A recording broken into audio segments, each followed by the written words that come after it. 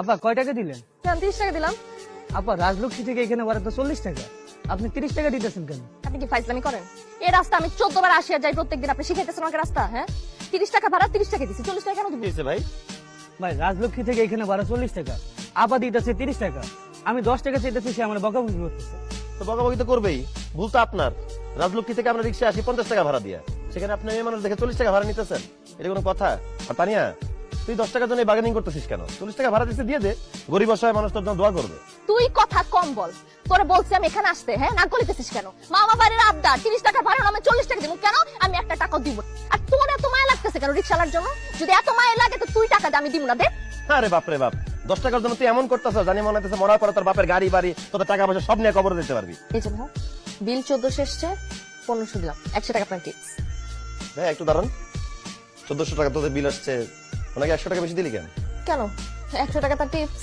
বাহ, একজন ওয়েটারকে 100 টাকা টিপ দিয়ে দিলি, এখন তো গায়ে লাগতেছে না? হ্যাঁ, গায়ে লাগবে কেন? বেচারা এত কষ্ট করে আমাদেরকে খাবার সার্ভ করেছে, কিন্তু 100 টাকা তাকে দিতেই পারি। হ্যাঁ, তুই 100 টাকা ওনাকে টিপ দিতেই পারিস, তাতে আমার কোনো সমস্যা নাই।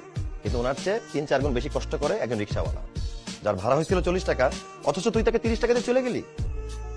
বেচারা এতবার তোকে বললো 10 টাকা দিতে, তুই দিলি না।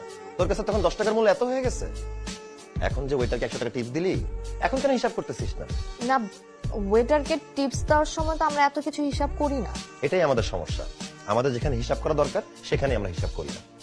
এই যে এমন ধরে ওয়েটার ভাই, উনি এসি নিচে কাজ করতেছে, মাস শেষে একটা স্যালারি পায় এবং মানুষজন খাওয়া শেষ করে তাকে কিছু টিপস দেয়। আমি তো মনে করি উনি মোটামুটি ভালোই আছে। কিন্তু একজন রিক্সাওয়ালা রোদে পুরে বৃষ্টিতে ভিজে তার মাথার ঘাম পায়ে ফেলে আমাদেরকে এক জায়গা থেকে আরেক জায়গায় নিয়ে যায়। আমার মনে হয় আমাদের উচিত রিক্সাওয়ালাদেরকে বকশিস দেওয়া, 10 টাকার জায়গায় 20 টাকা বকশিস দেওয়া, কিন্তু আমরা সেটা করি না।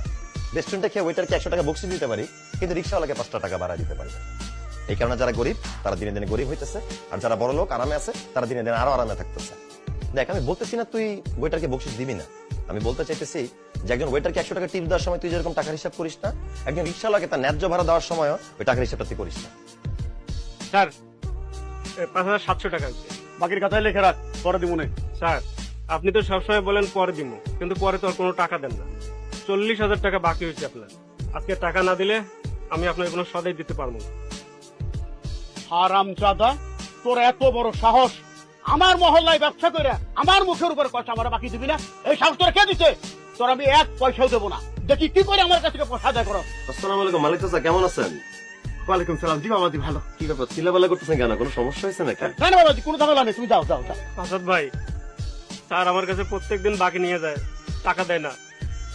আমি ওনার কাছে প্রায় 40,000 টাকা পাই, তাই আমি কইছি আমি আর বাকি দিতে পারুম না, সেই জন্য আমার গায়ে হাত তুলছে।